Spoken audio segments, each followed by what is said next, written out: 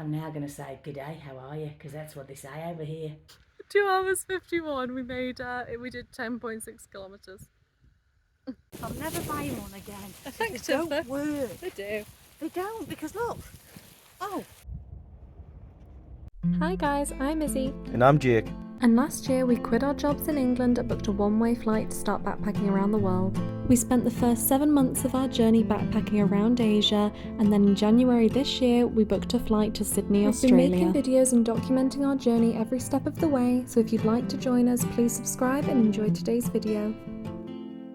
Good morning everybody, this is take 2 of the intro because the whole time it was facing the curtain and not me. As you can see from the background behind us, we are in a hotel room, not a van, and that's because we are now officially in Uluru, which is the town just outside of Uluru.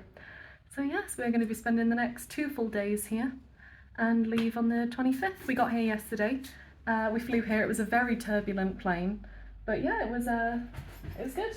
We're going to be enjoying our time here. We're here the only 2 days that it's raining, so we're just going to have to make do.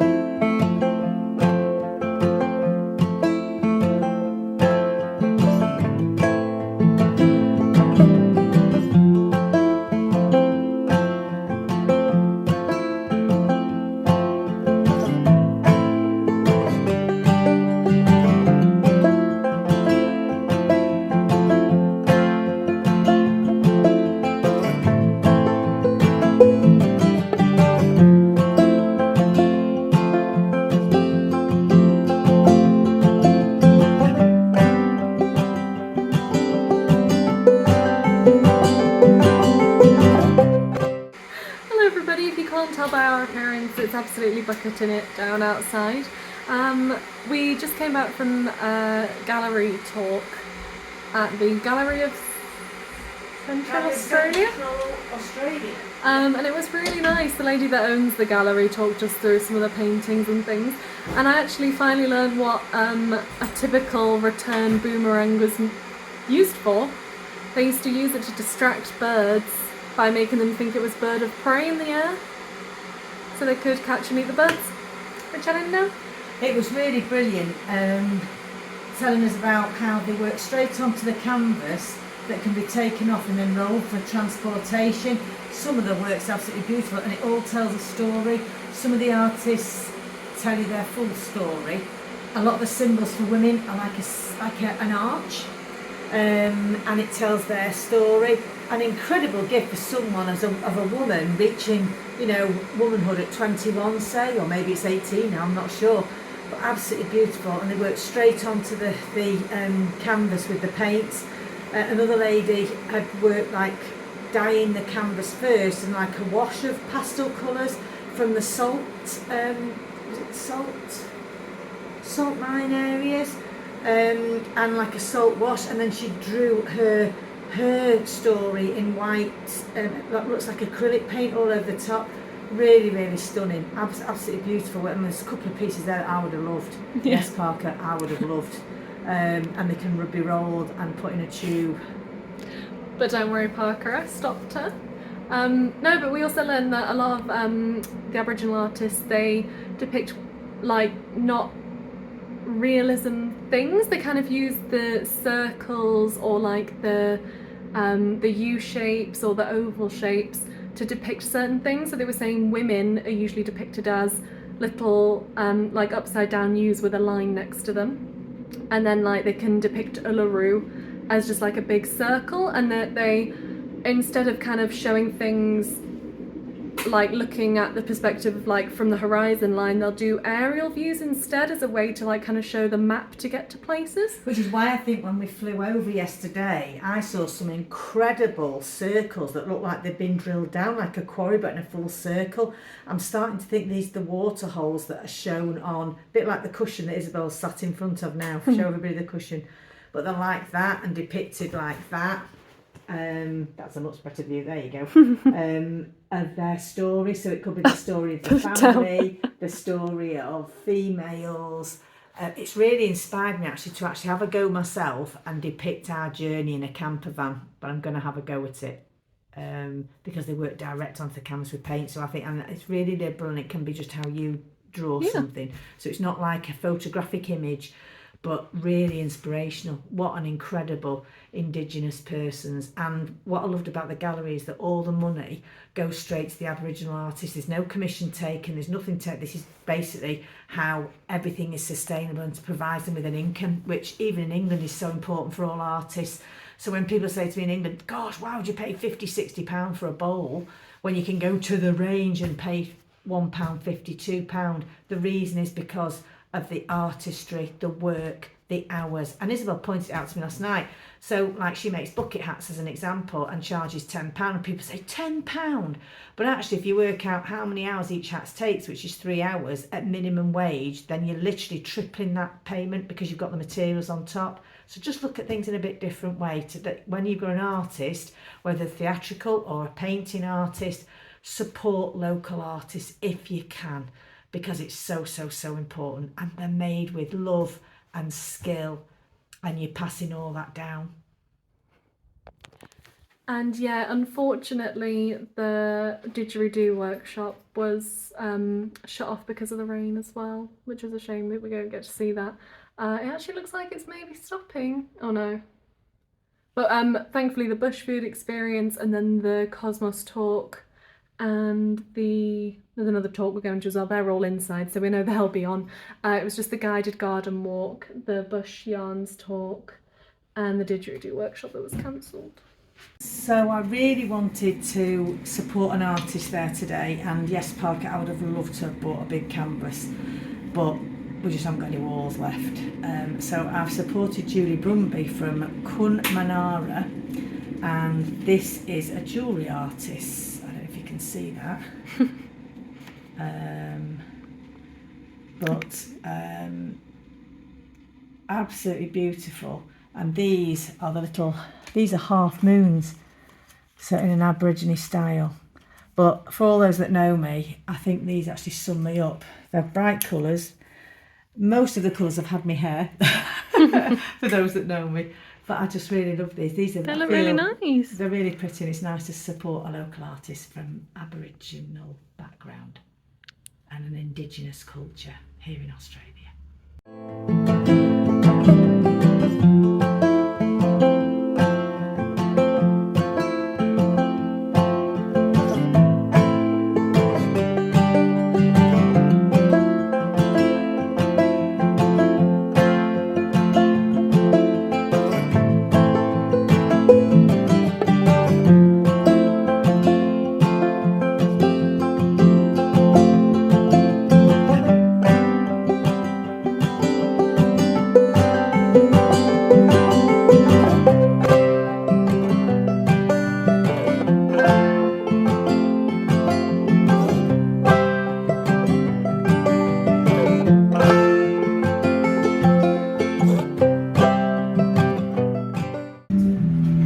Mum and I just tried kangaroo. What do you think? I thought it was very nice. Anything it tasted like? I would say it's very like on. Yeah, I would agree. It's very cooked very beautifully. It was not rare. It was nice. Yeah, it was very nice. Yeah.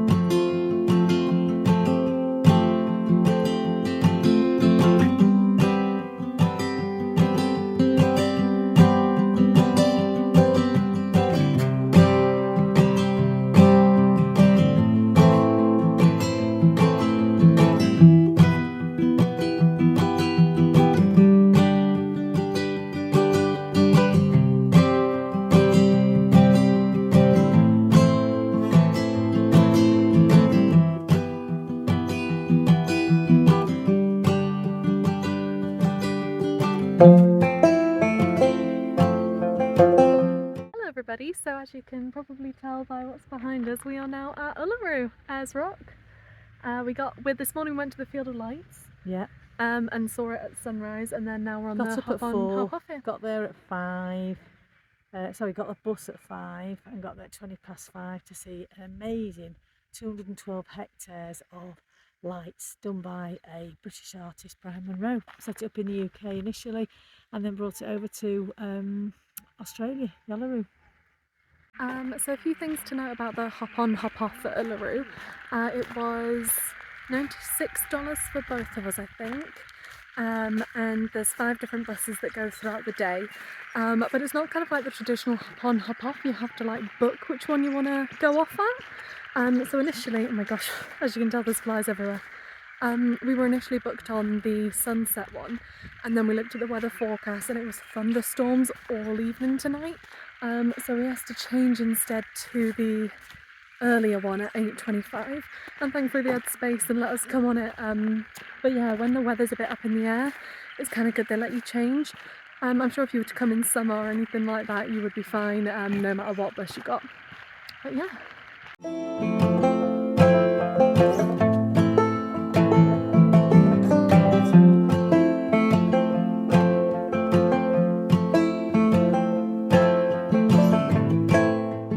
So we are technically here at Uluru in Uluru in the winter, which is May to September.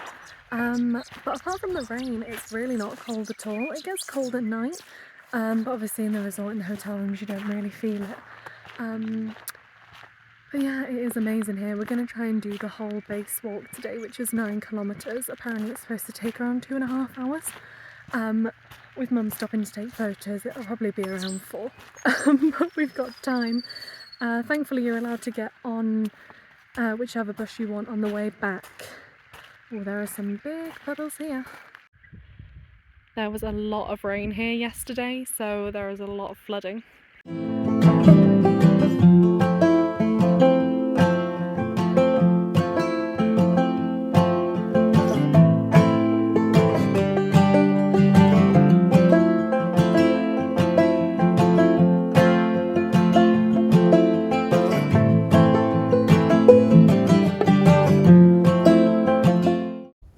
Messaging Jake and I was telling him how surreal it feels to actually be here.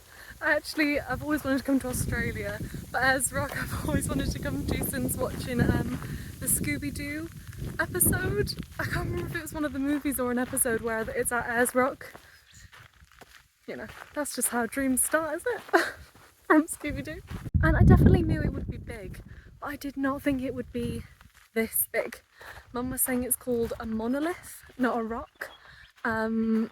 Crazy really, I mean it's massive, but so amazing. It's not as red obviously because it's been raining, and the sky's obviously grey from all the rain. We're actually pretty lucky to be avoiding it right now.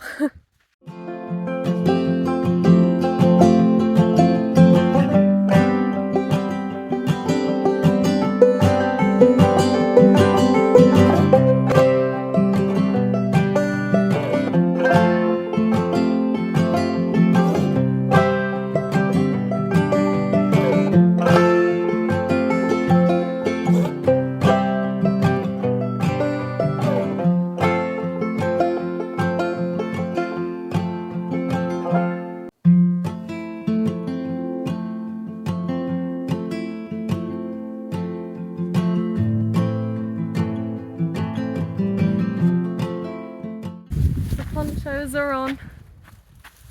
It's better than the European poncho where I didn't have the hunchback Le Notre Dame. We just got Amityville flybill. Yeah, we're covered in flies. Thankfully, because it's not the summer, I don't think they're as bad. We didn't need to get those fly nets, but I bet in the summer it's awful. The most ridiculous piece of equipment I've ever bought in my life. I'll never buy one again. They don't work. They do. They don't, because look. Oh. Well, your hair will be wet, but at least your clothes won't be. Well, I'm hoping that.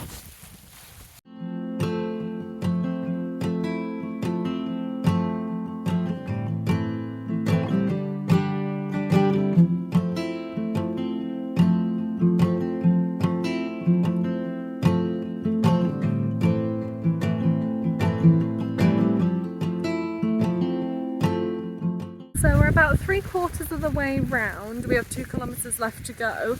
The map we were given said that the full base walk was 9.4 kilometres, but the board we just read at the actual on the actual walk said it's 10.6 kilometres. So it's quite a big difference, you know, to get wrong. So we're going to say that we've done 10.6 kilometres around the base of Ayers Rock when we get back to Montejulu. We just got to Mulla car park.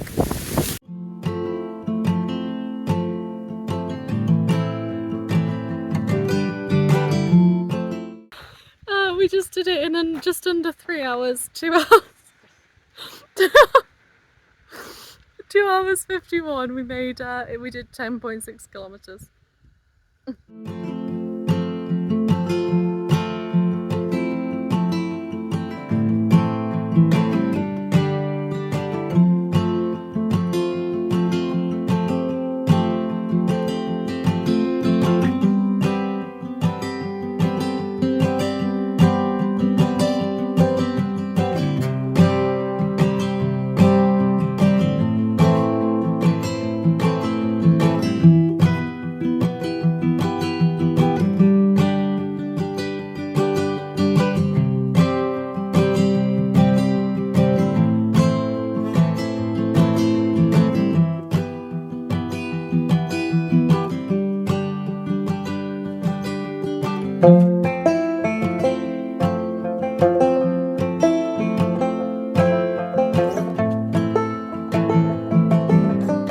Well everybody, before Mum puts her millions of layers on because they won't fit in her bag, we thought we would officially say bye. Our time in Uluru has come to an end. We had such an amazing day yesterday and it's so typical that it's bright blue skies now that we're leaving.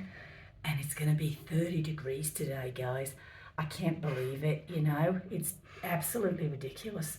But we have seen some incredible things because the weather has been raining, stormy, cold, wet, windy, and basically like the UK. And the Aussies are blaming the UK for this stream. They just didn't want you to have too much of a shock coming over here, that's why. But you know what? I have had a brilliant time. Wouldn't change it for the world. I've had a great adventure with this one. Yeah. Met some brilliant people, shared some great conversations. Absolutely love the Aboriginals and the culture. And that was a really special place to end our fantastic adventure. Yeah. Love everybody, accept everybody and be kind to everybody. Bye. If you want to see more of our videos from our previous travels for the past 3 weeks, definitely subscribe and give them all a watch. And give this video a big thumbs up if you want to see more videos with Mum, probably in 2026. But yeah, we'll see you in the next one. Bye!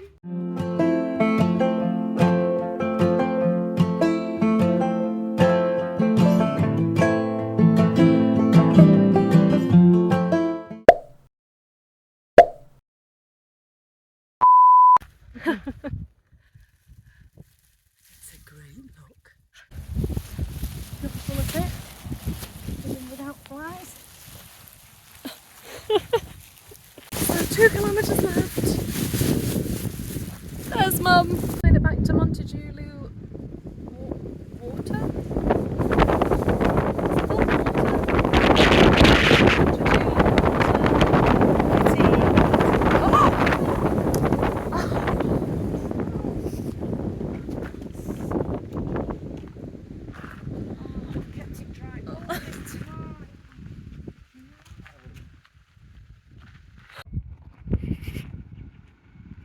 Extremely funny trying to pack Mum's suitcase last night. I'm now going to say, "G'day, how are you?" Because that's what they say over here. It's great. Pokes me on it. How many layers are you going on the plane with, Mum? That's unfair. Because the weather was torrid, I've had to buy a fleece. I've had to buy And a coat. And of course, And I've the had hat. to buy the hat. Because I'm not coming back from Crocodile Dundee country without the hat, okay?